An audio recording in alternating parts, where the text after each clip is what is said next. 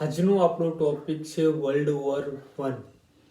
તો world war 1 ક્યારે થયું હતું, એના પાછળના કારણો શું હતા, વર્લ્ડ વોરનું રિઝલ્ટ શું આવ્યું, એ ત્રણ વસ્તુ આજે આપણે આ વિડીયોમાં ડિસ્કસ કરવાના છે। તો સૌપ્રથમ જોઈએ કે વર્લ્ડ વોરની શરૂઆત ક્યારે થઈ। તો વર્લ્ડ વોરનો ટાઈમ પીરિયડ્સ 4 વર્ષ 1914 થી 1918, 1914 to 1918। હવે વર્લ્ડ વોરની એક્ઝેક્ટ ડેટ કઈ શરૂ થવાની, તો 28 જુલાઈ 1914માં વર્લ્ડ વોર સ્ટાર્ટ થયો હતો અને 11 નવેમ્બર 1918માં વર્લ્ડ વોર ખતમ થયો હતો, બરોબર। તો હવે જોઈશું આપણે કે વર્લ્ડ વોરમાં શું થયું હતું। આપણે શરૂ થયું એ તો જોઈ લીધું। તો વર્લ્ડ વોરમાં લગભગ એવું કહેવામાં આવે છે કે 9 મિલિયન એટલે કે 90 લાખ જેવા માત્ર સૈનિકો જ મર્યા હતા કોમ્બેક્ટમાં, મતલબ કે યુદ્ધ દરમિયાન 80 થી 90 લાખ જેવા માત્ર સૈનિકો જ મર્યા હતા અને બીજા 5 મિલિયન જેવા મર્યા સિવિલ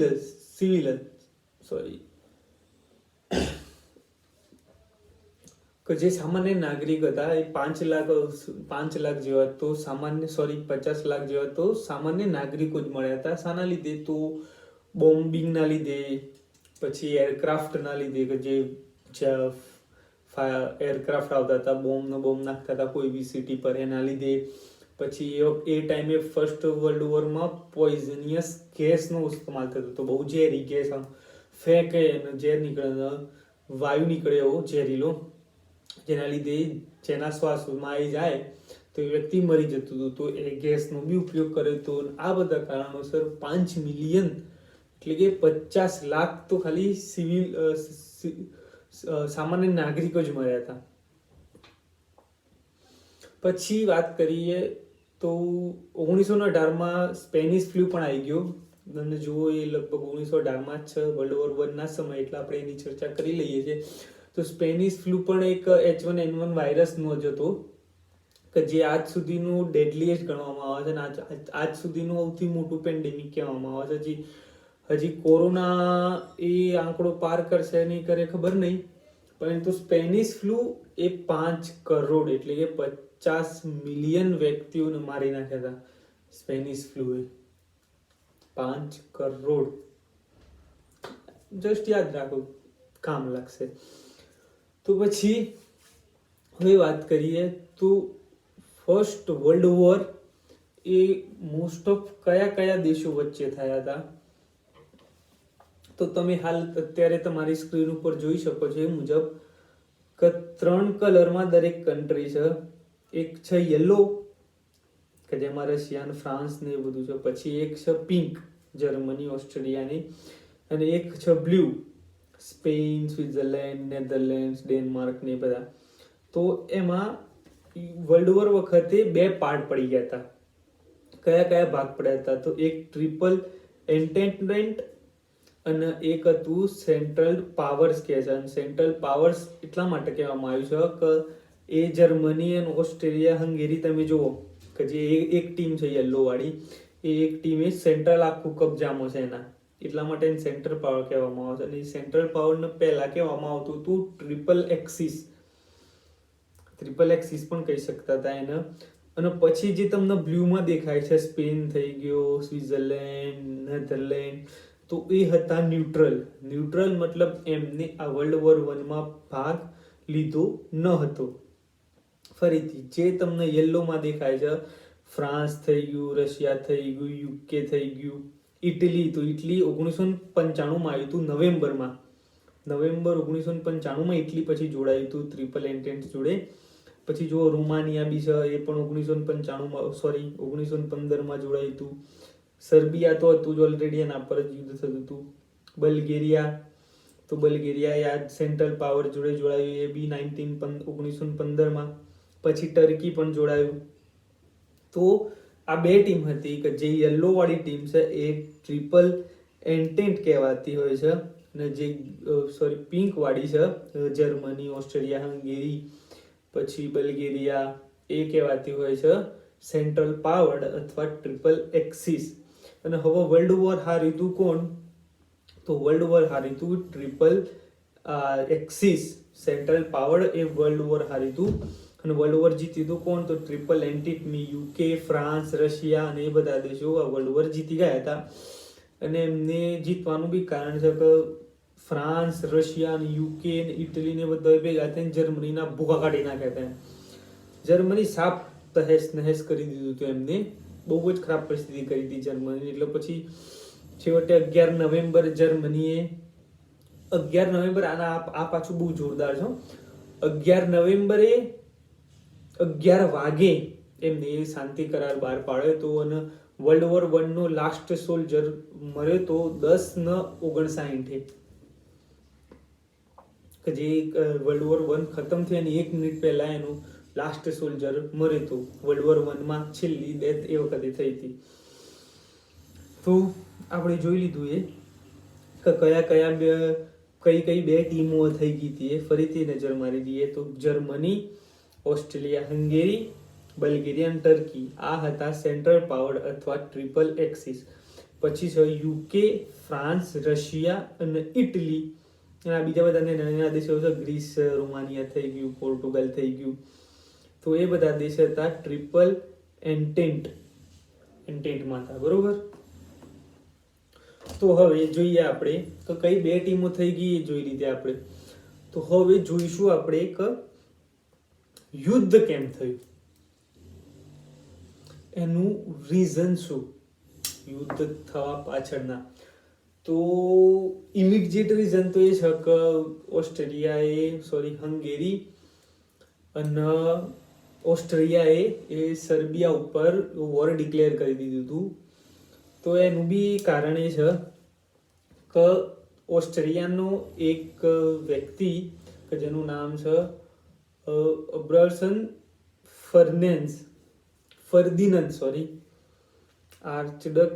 આર્ચડક ફર્ડિનંદ અને એમની પત્ની એ સર્બિયામાં હતા. અને એ લોકો એક ખુલ્લી જીપમાં એક રેલી ટાઈપ હતું એમાં હતા. અને એ વખતે સર્બિયાનો નેશનાલિસ્ટ કે જેનું નામ હતું ગાર્વિલો પ્રિન્સિપ. તો એને એની પત્ની અને આ ફર્ડિનંદને ગોળી મારી દીધી હતી. અને કઈ જગ્યાએ મારી હતી? તો સારજેવો કે જે કેપિટલ છે, સારજેવો કોનું કેપિટલ છે? તો સારજેવો કેપિટલ ઓફ બોસ્નિયાનું કેપિટલ હતું સારજેવો. એ જગ્યાએ કોને ગોળી મારી દીધી હતી? તો આર્ચડક ફર્ડિનંદને ગોળી મારવામાં આવી હતી. કોને? ગાર્વિલો પ્રિન્સિપે ગોળી મારી દીધી હતી.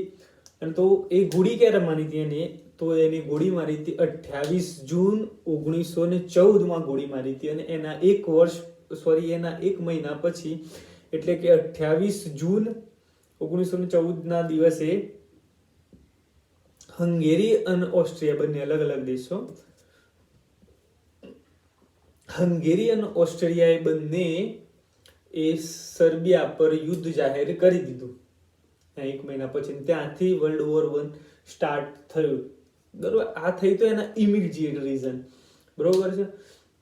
હવે આપણે એ રીતે નોર્મલી વિચારીએ તો આ કઈ એટલું મોટું કારણ નથી કે દરેક દેશોને લડવું પડે. સિમ્પલ વસ્તુ છે ને. ધારો તો બીજા બધા ઓસ્ટ્રેલિયા અને હંગેરી આપસમાં લડીને પૂરું કરી દેતા અથવા તો બેસીને શાંતિથી વાત કરીને પતાઈ શકતા હતા. પરંતુ વર્લ્ડ વોર થયું તો એના પાછળ બહુ મોટા પરિબળો કામ કરે છે. બહુ ઘણા બધા કારણો છે. અને એમાંથી આપણે આજે 5 જેવા જોઈશું. તો એ કારણોમાંથી પહેલું છે નેશનાલિઝમ. શું છે? નેશનાલિઝમ. તો જ્યારે યુરોપની કન્ટ્રીઓ બધી આઝાદ થતી હતી અને અમુક બધી કન્ટ્રીઓ બધી યુરોપમાં મર્જ થતી હતી, તો એ સમયે એમનો રાષ્ટ્રવાદ એટલું બધું નહોતું. એ સમયે જ્યાં ફાયદો વધારે મળતો એ રીતે વર્તન કરતા. પરંતુ ધીરે ધીરે શું થયું, તો પોતાના દેશ બધા સ્થાયી થવા લાગ્યા. અમુક ગ્રીસ, જર્મની છે એ યુરોપમાં જોડાયું. પછી ત્યાંની પ્રજા, ત્યાંના જે શાસકો હતા એ બધાના અંદર એક જુસ્સો આવવા લાગ્યો કે જેને એક કોટ્સ તરીકે એક કોટ કહેવાતો હતો કે my country right or wrong. એમ મારો દેશ સાચો કે ખોટો, હું હંમેશા મારી દેશને સપોર્ટ કરવાનો. એ રીતે નેશનલિઝમ એમનામાં જન્મ્યું. અને એના લીધે શું થયું, નેશનલિઝમ જન્મ્યું ને એટલે દરેક દેશ એ બીજા દેશ પહેલા પોતાના દેશનું વિચારવા લાગે. કે સપોઝ જર્મની છે તો જર્મની એ એના ફાયદાનું જ વિચારશે કે ભાઈ ફ્રાન્સનું જે થવું હોય થાય ના, ઇટલીનું જે થવું હોય થાય ના, હંગેરીનું જે થવું હોય થાય ના, હું સૌથી પહેલા મારો ફાયદો જોઈએ. એ રીતે દરેક દેશ પોતાનો ફાયદો જોવા લાગ્યા અને એ પોતાની પ્રગતિ કરવા માટે કોઈ બીજા દેશને પણ બલિદાન આપવા તૈયાર થઈ ગયા હતા. તો એ રીતે નાથી બધા દેશો વચ્ચે કોન્ફ્લિક્ટ વધ્યો, વાદ વિવાદ. કોન્ફ્લિક્ટ એટલે કહી શકીએ આપણે વાદ વિવાદ વધ્યો અને જેના લીધે વર્લ્ડ વોર થયું એમ બી કહી શકીએ છીએ આપણે. પછી બીજું કારણ હતું ઇમ્પેરિયલિઝમ. ઇમ્પેરિયલિઝમ મતલબ થાય સામ્રાજ્યવાદ. તો એ સમયે શું થતું, એ સમયે જે દેશ, અત્યારે હાલ પણ એ રીતની જ પરિસ્થિતિ છે કે જે દેશ સૌથી વધુ શક્તિશાળી, જે દેશ જોડે સૌથી વધારે પૈસા, જે દેશ સૌથી વધુ પાવરફુલ, એ દેશ એ બીજા નાના દેશો કે જે એટલા બધા પાવરફુલ નથી એમના ઉપર રાજ કરતા. અત્યારે હાલ એટલી બધું એનું ઇન્ફ્લુઅન્સ નથી જોવા મળતું, પણ એ સમયે આપણા ઉપર અંગ્રેજો રાજ કરતા હતા. આપણે જાણીએ છીએ વખતે 1900ના સમયમાં આપણે વર્લ્ડ વોર 1 લડેલા બી છીએ ઇંગ્લેન્ડ વાળા તરફથી. તો વાત એ છે કે એ વખતે પણ કે જે દેશ સૌથી શક્તિશાળી હતા એ બીજા દેશોને પોતાની કોલોનીઝ બનાવી લેતા હતા. તો એ જ રીતે શું થયું, તો ઇન્ડસ્ટ્રીયલ રિવોલ્યુશન આવ્યું. હવે ઇન્ડસ્ટ્રીયલ રિવોલ્યુશને યુરોપનો આંધળો પૈસો આપી દીધો. એમ યુરોપ જોડે બહુ જ રૂપિયા આવી ગયા ઇન્ડસ્ટ્રીયલ રિવોલ્યુશનના લીધે. અને એના લીધે શું થયું, પૈસા આવ્યા તો કોઈ બી દેશ જોડે પૈસા છે તો એ પાવરફુલ થવાનો, કેમ કે એની ઇકોનોમી સ્ટ્રોંગ થવાની. તો એ દેશ પાવરફુલ થયો એટલે યુરોપના મોસ્ટ ઓફ દેશ બધા પાવરફુલ થયા છે કે જર્મની છે, ઇંગ્લેન્ડ થઈ ગયું, ફ્રાન્સ થઈ ગયું, ઇટલી થઈ ગયું, રશિયા થઈ ગયું. તો એ બધા દેશ એ પોતાની કોલોનીઓ બનાવવા લાગ્યા કે એ લોકો આવ્યા પછી સાઉથ એશિયા અને south Africa side. South Asia અને સાઉથ આફ્રિકા સાઈડ એમને શું કર્યું કે જેટલા દેશોને પોતાની કોલોની બનાવી શકતા હોય એટલા દેશોને પોતાની કોલોની બનાવી લીધી. તો એનાથી શું થતું, તો બધા દેશો વચ્ચે જેલસી વધી, કારણ કે ઇંગ્લેન્ડની કોલોનીઓ વધારશે એટલે પેલાની સહકરાઓ સાલુઆની કોલોનીઓ વધારશે. જર્મનીની કોલોનીઓ છે એટલે જર્મની પાછો ફ્રાન્સથી ખાર ખાય કોલોનીઓ વધારશે. એ રીતે બધા દેશો વચ્ચે કોન્ફ્લિક્ટ વધવા લાગ્યો અને ઈર્ષ્યા વધવા લાગી. ઈર્ષ્યા કોઈ વ્યક્તિ પર આવે એટલે આપણને શું થાય, આ દેશને મારે કોઈ પણ રીતે પાડી દેવું. તો એ સામ્રાજ્યવાદના લીધે એવું બધા વચ્ચે કોન્ફ્લિક્ટ વધવા લાગ્યો. પછી ત્રીજું છે મિલિટારિઝમ. મિલિટારિઝમ મતલબ કે દરેક દેશોએ પોતાની મિલિટરી એ સ્ટ્રોંગ કરી. તો કઈ રીતે સ્ટ્રોંગ કરી, તો આપણે આગળ જ વાત કરીએ એવી રીતે કે ઇન્ડસ્ટ્રીયલ રિવોલ્યુશને ઓધડો પૈસો તો આપી જ દીધો હતો યુરોપની મોસ્ટ ઓફ દરેક કન્ટ્રીને. તો પોતાના જોડે એટલો બધો પૈસો આવી ગયો તો યુરોપિયન કન્ટ્રીઓએ શું કર્યું, તો એ લોકોએ પોતાની ડિફેન્સ સિસ્ટમ સારી કરી, એમની મિલિટરી ટ્રેનિંગમાં પૈસા ખર્ચ્યા, એમને અલગ અલગ આર્ટિલરીઓ બનાવી, ટેન્ક્સ બનાવી, પછી એરોપ્લેન બનાવ્યા, સબમરીન્સ બનાવી, નેવી સ્ટ્રોંગ કરી. ઇન શોર્ટ પોતાની મિલિટરી દરેક દેશ સ્ટ્રોંગ કરવા લાગ્યા. બરોબર.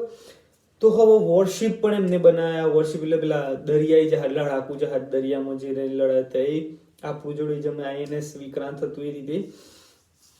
તો એવી રીતે એમને પોતપોતાની મિલિટરી સ્ટ્રોંગ કરી. હવે દરેક દેશે પોતાની મિલિટરી સ્ટ્રોંગ કરી એટલે બીજા દેશને એવું લાગવા લાગ્યું કે આ વ્યક્તિએ ગમે ત્યારે મારા ઉપર હુમલો કરી શકે છે. આપણે અત્યારની જ વાત કરીએ તો જ્યારે ચાઇના છે, તો ચાઇના એ સિયાચીન બાજુ અથવા જે LOC છે, line of control, A side કંઈક હલચલ કરે તો આપણે ન્યૂઝમાં જોઈ લઈએ છીએ તરત કે ચીને આમ કર્યું. કેમ કે આપણને બીક છે કે એ વ્યક્તિ હુમલો કરી ના દેતો. બીક નહીં, જો કે આપણે બી સામે જવાબ આપી જ શકીએ, પરંતુ યુદ્ધ જેટલું ના થાય એટલું સારું.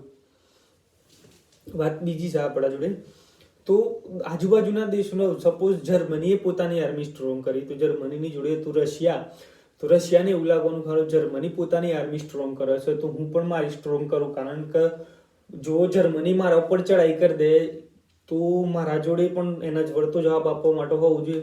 તો એ રીતે દરેક દેશ એ આંધળી રેસમાં જોડાઈ ગયા પોતાની આર્મી, પોતાની મિલિટરી સ્ટ્રોંગ કરવામાં. અને એ પોતાની મિલિટરી સ્ટ્રોંગ કરવામાં બધા દેશો વચ્ચે રાઇવલરી સ્ટાર્ટ થઈ ગઈ. અને રાઇવલરી સ્ટાર્ટ થઈ તો જે એવું કહેવામાં આવે છે કે એ રાઇવલરી કે જે વોર તરફ બધાને લઈ ગઈ, કારણ કે દરેક દેશે પોતાની મિલિટરી સ્ટ્રોંગ કરવા લાગ્યો હતો.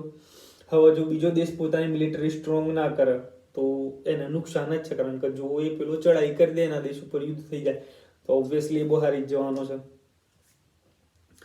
તો આ રીતે દરેકે મિલિટરી સ્ટ્રોંગ કરી હતી પોતાની, જેના લીધે યુદ્ધ થયું એવું કહેવામાં આવે છે. પછી એક હતો ટોપિક, ચોથું રીઝન હતું સિક્રેટ ટ્રેટીઝ. ટ્રેટીઝ મતલબ કહી શકીએ આપણે એક પ્રકારના કરાર, એક પ્રકારના કોન્ટ્રાક્ટ કહી શકીએ આપણે. તો શું થયું હતું એમાંથી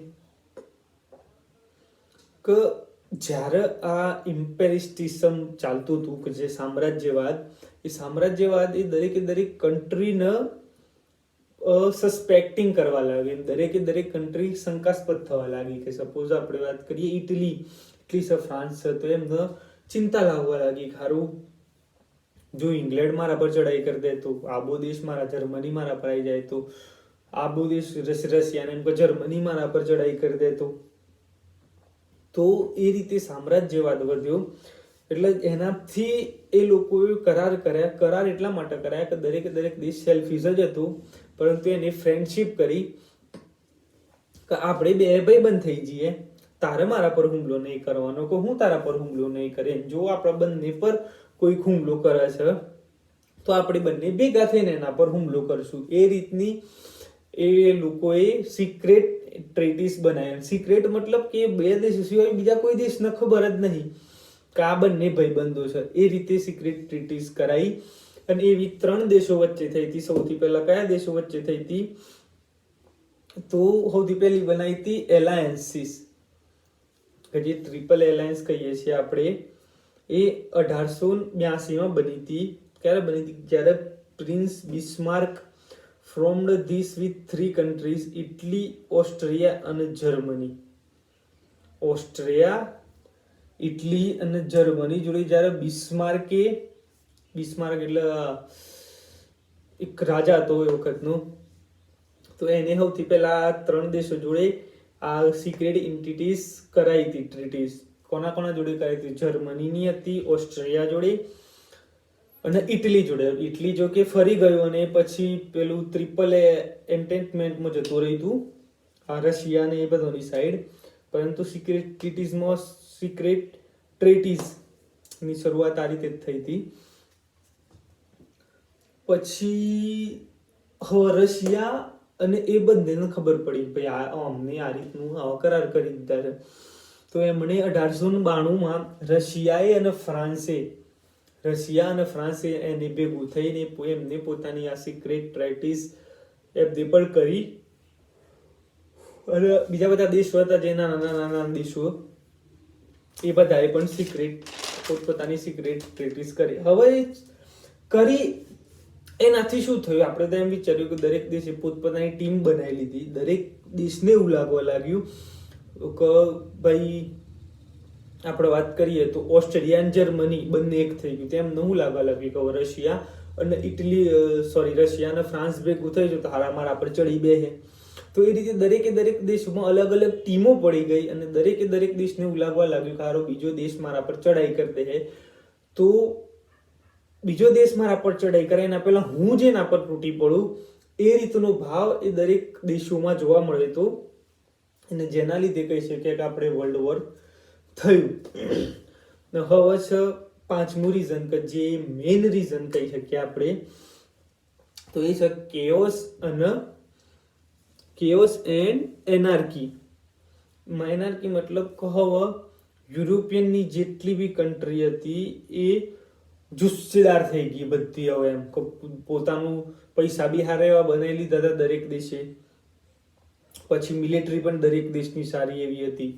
તો એ દેશોનો રાહત જોઈ રહ્યા હતા કે ક્યારે હું કોકના જોડે લડી નાખું અને મારો દેશ, સપોઝ જર્મનીને હતું, કે ક્યારે હું કોઈના જોડે લડી નાખું અને આખા દેશમાં મારો ડંકો વગાડી દઉં કે ભાઈ જર્મની એ બહુ પાવરફુલ નેશન થઈ ગયું છે અત્યારે.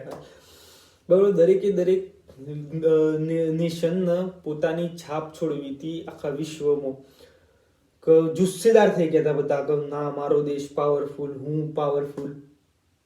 અને પરંતુ એ વખતે કોઈ ઇન્ટરનેશનલ લો પણ નહોતા, યાદ રાખજો ખાસ. એ વખતે કોઈ ઇન્ટરનેશનલ લો નહોતા. International court of justice A world war 1 પછી સ્થપાઈ હતી.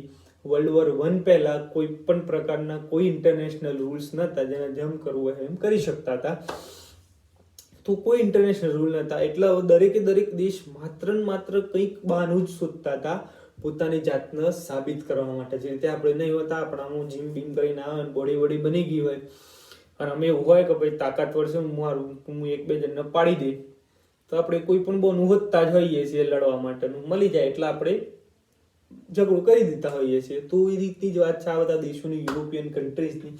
તો આ થયા એના 5 રીઝન વર્લ્ડ વોર થવાના. બરોબર છે. તો હવે વર્લ્ડ વોર થયું કઈ રીતે, મતલબ વર્લ્ડ વોરમાં શું થયું હતું, તો ફરીથી તમારી સ્ક્રીન ઉપર મેપ આવશે. તો એમાં તમે આપણે જોઈ શકીએ છીએ એ રીતે જર્મની એ બે બાજુ અટેક કર્યો. જર્મનીએ બેલ્જિયમ થઈને ચડાઈ કરી હતી અને ફ્રાન્સ ઉપર.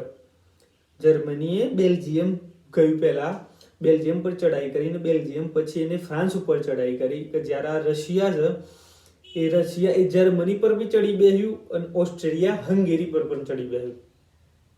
બરોબર, રશિયાએ બે જગ્યાએ હુમલો કર્યો. તો જ્યારે ઓસ્ટ્રેલિયા અને હંગેરી છે ને એમને સર્બિયાના ભૂકા બોલાવી દીધા, કારણ કે એ એમના નેટ નીચે જ છે. અને ઓસ્ટ્રેલિયા હંગેરી સર્બિયાના જોડે લડ્યા તો લડ્યા, પરંતુ એ નીચેથી જુઓ તમે ફ્રાન્સ અને ઓસ્ટ્રેલિયાની પણ બોર્ડર ભેગી થાય છે. તો ઓસ્ટ્રેલિયા અને હંગેરીએ પણ ફ્રાન્સ જોડે ત્યાંથી લડવાનું સ્ટાર્ટ કરી દીધું હતું. યુનાઇટેડ કિંગડમે શું કર્યું તે એને યુકે વાળાએ એની નેવી બેલ્જિયમ થઈને જર્મનીમાં રોકી. અને આ સાઈડ નેધરલેન્ડની ઉપર જુઓ તમે, જર્મનીનો ભાગ છે ડેનમાર્કની જોડે, તો તે સાઈડથી પણ એને એની આર્મી મોકલી હતી જર્મની માટે. આ સાઈડથી તો ઓલરેડી રશિયા વિતાડતું જ હતું. એટલે પછી છેલ્લે જર્મનીની દશા બોલાવી દીધી બધા દેશો, કે બધી વાતથી જર્મનીને પર હુમલો કરી શક્યો હતો. અને એ રીતે પછી જર્મનીએ છેવટે પોતાની હાર માની લીધી. 4 વર્ષ પછી 80 થી 90 લાખ સૈનિકોના ભોગે. બરોબર છે. તો આ રીતે લડાઈ હતું વિશ્વ યુદ્ધ. 4 વર્ષ લડાઈ હતું, એટલે બહુ જ ઘણા બધા ઇવેન્ટ્સ હોય, પણ અત્યારે આપણે નથી જોવાના. તો હવે આપણે જોઈશું એનું રિઝલ્ટ. વર્લ્ડ વોર 1 પત્યો, એના પછી એનું શું રિઝલ્ટ આવ્યું, શું શું થયું. તો એમાં સૌથી પહેલું થયું હતું કે આપણે કેઝ્યુઅલિટીઝની વાત કરી લઈએ કે કેટલા લોકો મર્યા. તો મેં આગળ પણ કીધું તે રીતે કે 9 મિલિયન મતલબ 80 થી 90 લાખ તો માત્ર સૈનિકો જ મર્યા હતા યુદ્ધ દરમિયાન. અને 50 લાખ જેવા કેઝ્યુઅલિટીઝ થઈ હતી કે જે સામાન્ય નાગરિક હતા, કે જે બોમ્બિંગ કે પોઈઝનિયસ ગેસ કે એના લીધે મૃત્યુ પામ્યા હોય, ઓક્યુપેશનના લીધે પણ મૃત્યુ પામ્યા. મતલબ કોઈ દેશ આપણે જોયું, જર્મની વાળાએ પેલું બેલ્જિયમમાં ઘૂસી ગયા હોય તો મારતા જ હોય ઓબ્વિયસલી યુદ્ધના મહેલમાં, યુદ્ધના માહોલમાં. તો અમુક સિવિલ સામાન્ય નાગરિકો મરી બી જતા હોય. અને 2 કરોડ ઉપર તો ખાલી ઇન્જર્ડ થયા હતા. 2 કરોડ ઉપર તો ઇન્જર્ડ જ થયા હતા. પછી છે તો યુદ્ધનું સૌથી મોટું નુકસાન શું ખબર છે? યુદ્ધનું સૌથી મોટું નુકસાન એક તો જાનહાનિ તો ખરી જ, પરંતુ કોઈ પણ દેશ યુદ્ધ લડે ને તો સૌથી વધુ રૂપિયા એના યુદ્ધમાં વપરાય, કારણ કે યુદ્ધ થાય ને એ વખતે બહુ જ નુકસાન થાય, એમ બહુ જ નુકસાન થાય અને બહુ જ ખર્ચો થાય. એટલે કોઈ દેશ તમે જોતા હોય, એટલે કોઈ દેશ બહુ જલ્દીથી યુદ્ધ કરવા તૈયાર નહીં થઈ. તો હા, છેવટે કોઈ ના માનતું હોય તો પછી એની રીતે જવાબ આપવો પડતો હોય છે, પરંતુ બનતા સુધી કોઈ દેશ જલ્દી યુદ્ધ નહીં કરતો. કારણ શું કે એમની ઇકોનોમી પર અસર કરે છે. તો વર્લ્ડ વોર 1 થયું. વર્લ્ડ વોર 1 જેટલા બી દેશો લડ્યા એ બધા દેશોનું ટોટલ નુકસાન ગણીએ આપણે તો શું થયું, કેટલું થયું હતું? $337 મિલિયન. $337 મિલિયન એટલું નુકસાન થયું હતું એમનું. 1 મિલિયન એટલે આપણે 10 લાખ કહી શકીએ. તમે ગણી લો, $337 મિલિયન એટલે કેટલું નુકસાન થયું છે એ બધા દેશોનું. અને જે દેશો વર્લ્ડ વોર 1 લડ્યા હતા એ દેશોની ફાઇનાન્શિયલ ક્રાઇસિસ સ્ટાર્ટ થઈ ગયો. ઓબ્વિયસલી પૈસા થોડા ઓછા થવા લાગે એટલે એમની ઇકોનોમી પણ સ્ટોપ થવાની. પછી છે કે killing weapons like tanks, poisonous gas, submarine aeroplanes, bombs were used in war. હવે યુદ્ધમાં તો દરેકે દરેક વસ્તુ વાપરવું, અને એના લીધે શું થયું હતું? તો એના લીધે સૈનિકો તો ખરા, પરંતુ સામાન્ય નાગરિકો પણ બહુ બધા મર્યા હતા. તો એમ કહે છે ને, there were lakhs of people were killed and crores were wounded in the war. લાખો તો વ્યક્તિઓ મરી ગયા હતા અને કરોડો તો ઘાયલ થઈ ગયા હતા સામાન્ય નાગરિક યુદ્ધ દરમિયાન. પછી શું થયું? તો વર્લ્ડ વોર ખતમ થયો. તો વર્લ્ડ વોરમાં લગભગ આપણે જોયું હાલ 90 લાખ સૈનિકો મર્યા હતા. તો દરેક સૈનિકો મર્યા તો ઘણા એમાંથી મેરીડ હે. તો દરેક ઘેરથી પુરુષો મરી ગયા એમ કહીએ તો પુરુષો મોસ્ટ ઓફ પુરુષો મર્યા. તો જેના લીધે શું થયું? તો પુરુષો મરી ગયા તો એમનું ઘર ચલાવવા માટે તો એમની સ્ત્રીઓને કામ કરવું પડશે. તો એમની સ્ત્રીઓએ ઘરની જિમ્મેદારી લીધી અને જિમ્મેદારી લઈને એ બહાર નીકળીને સ્ત્રીઓએ કામ કરવાની શરૂઆત કરી. અને આના લીધે શું થયું? તો ત્યાંની એ સમયની જે વુમનો હતી એ વુમનોના અંદર કોન્ફિડન્સ બુસ્ટ થયો કે ના, અમે બહાર જઈને કમાઈને પોતાનું ઘર પણ ચલાવી શકીએ છીએ. અને એના લીધે શું થયું? તો એના પછી કોન્ફિડન્સ બૂસ્ટ થયો. એના લીધે સ્ત્રીઓ પછી પોલિટિક્સમાં પણ ઘૂસવા લાગી.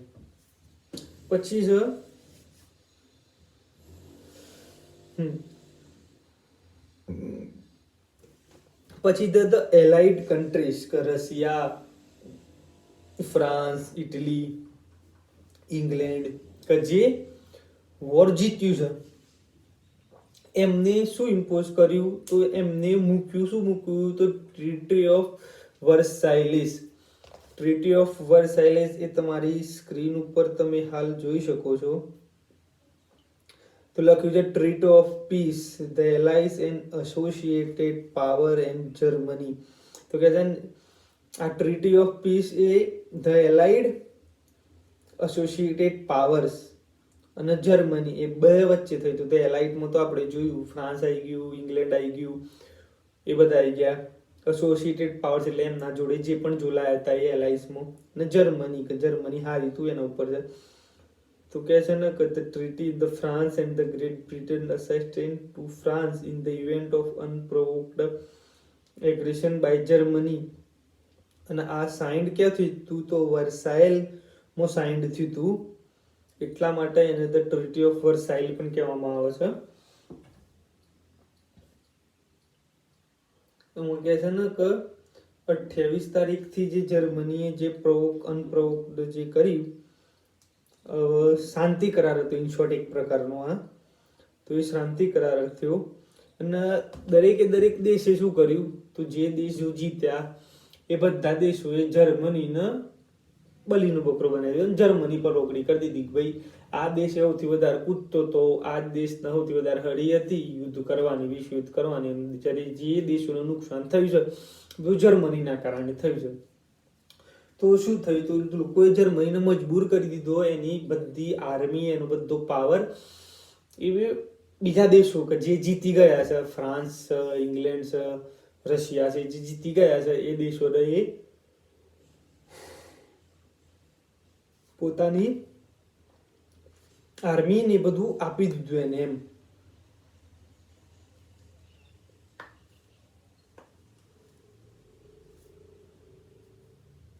પછી શું થયું તો Lithuania, Finland, Estonia were redefined as they got separated from Russia. અને પછી એવું બધું નક્કી કરવામાં આવ્યું કે જર્મનીનો અમુક ભાગે રશિયાના અમુક દેશ છે જેના આઝાદ થવું તો એને આપશે, એની રીતની બધી વાત છે. પછી તો કે વિશ્વયુદ્ધ એક પછી જે અમુક દેશોમાં જે અટોકરી હતી, અમુક દેશોમાં જે સામ્રાજ્યવાદનું જે અલગ અલગ ચાલતું હતું એ બધું દૂર થયું અને એક નિશ્ચિત ગવર્મેન્ટ દ્વારા શાસન કરવાનું સ્ટાર્ટ થયું બધી યુરોપિયન કન્ટ્રીમાં, અને એક પ્રોપર ગવર્મેન્ટ એસ્ટાબ્લિશ કરવામાં આવી દરેક દેશોમાં, અને જેનાથી એ આગળ વધતા હતા. પછી શું કહે છે, અને જર્મનીની વાત કરી છે તો જર્મનીની જેટલી બી કોલોનીઓ હતી એ બધી કોલોનીઓ અને એની જે આર્મી હતી એ બધું જર્મની જોડેથી છીનવી લેવામાં આવ્યું હતું. અને એ બધું છીનવી લીધા પછી એને કંગાળ થઈ ગયું હતું જર્મની. એમ કોઈ બી તમારી કોલોનીઝમાંથી તો એ લોકો કમાતા હતા, કોલોનીઝ લઈ લીધી તો પછી શું થાય, તો પણ એ કોલોનિયસ છીનવ્યા પછી બી થોડાક વર્ષો પછી હિટલરે ભૂક્કા બોલાવી દીધા હતા. એટલે વિચારો કે હિટલર એ કેમ ગ્રેટ ગણવામાં આવે છે, એનું ઘણા બધા કારણ છે. અત્યારે હાલ આપણે નહીં જોઈએ, પરંતુ આપણો પર્સનલ ફેવરેટ છે હિટલર એઝ અ કામ વાઇઝ. જો કે હિટલરે સુસાઇડ જ કરી હતું. તો અને પછી લાસ્ટ છે કે એનું શું રિઝલ્ટ આવ્યું, the league of nation and the international court of justice was established. તો શું થયું, the league of nation, United nation આપણે જે અત્યારે હાલ તરીકે ઓળખાય છે, એક્ઝેક્ટ એ નહોતું પણ એ રીતની એક સંસ્થા એમને સ્થાપિત કરી હતી. અને કહે છે the international court of justice, કે જે ઇન્ટરનેશનલ મામલાઓ છે કે જેવું હતું કે આ દેશે ભાઈ આ દેશના વ્યક્તિને એના દેશમાં મારી નાખ્યો, તો એવા બધા મામલા એ તમારા કોર્ટમાં લાવવાના. ઇન્ટરનેશનલ જે બી કોન્ફ્લિક્ટ થતા હોય છે એ ઇન્ટરનેશનલ કોર્ટમાં લાવવાના, જેનું નિરાકરણ થશે તો વ્યક્તિઓનો યુદ્ધ કરવાની જરૂર નહીં પડે દેશોને. તો પણ આ સંસ્થા એ વર્લ્ડ વોર 2 અટકાવી ના શકી. વર્લ્ડ વોર 2 થયું જ. પછી છેલ્લે જોઈશું આપણે તો વર્લ્ડ વોર 1 ની લિટરેચર પર શું અસર પડી. આપણે માત્ર ખાલી જોઈ શકીએ છીએ કે વર્લ્ડ વોર 1 થયું, પરંતુ ત્યાંના દ્રશ્યો, વર્લ્ડ વોર 1 ની દહેશત એ આપણે અનુભવી નથી શકતા.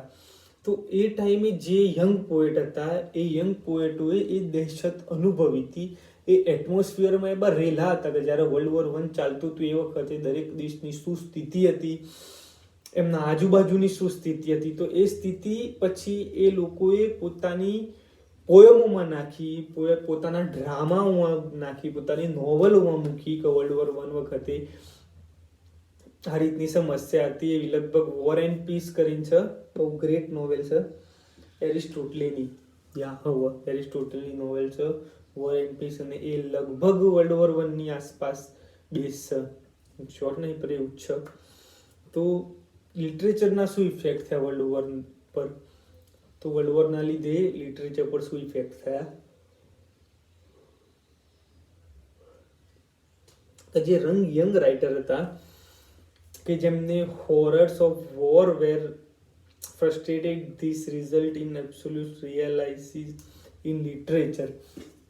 હવે શું થયું કે યુદ્ધ દરેક વ્યક્તિઓ જોયું નજીકથી, તો દરેક વ્યક્તિનું જે જિંદગી પ્રત્યેનું જે નજરિયો હતો અથવા જિંદગી પ્રત્યેનો જે દ્રષ્ટિકોણ હતો એ બદલાઈ ગયો. કેમ કે એ વખતે લોકોએ બહુ નજીકથી મોત જોઈ હશે,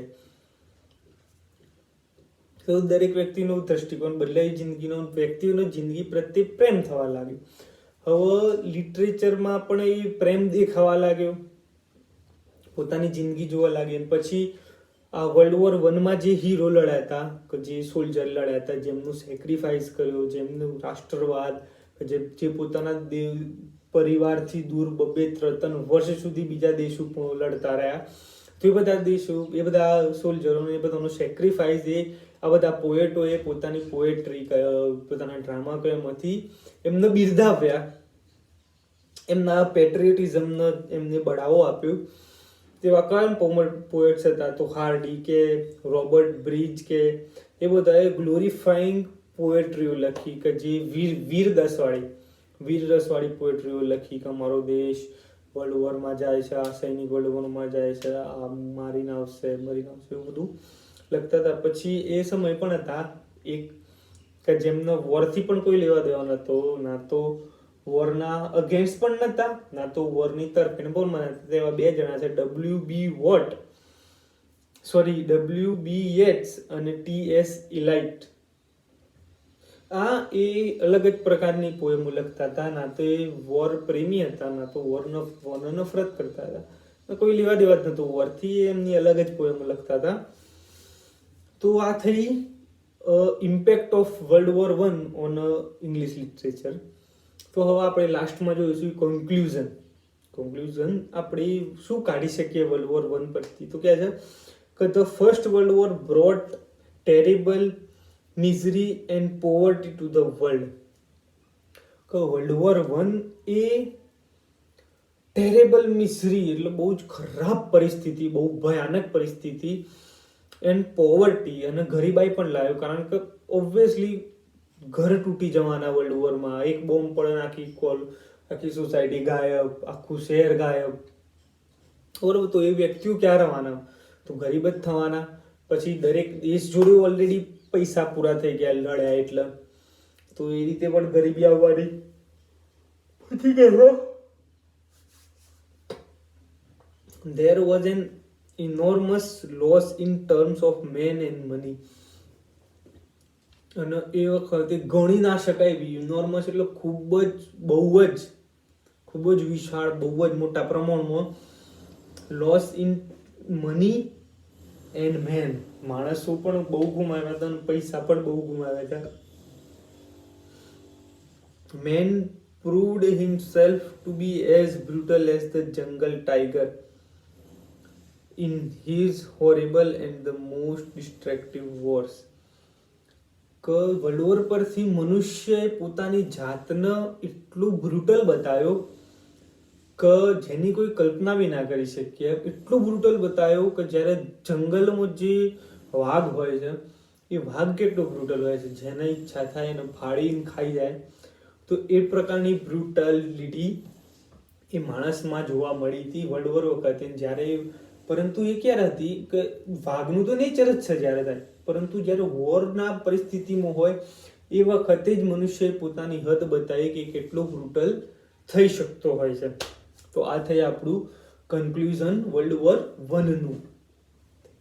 અહીંયા વિડીયો પૂરો થાય છે. Thank you.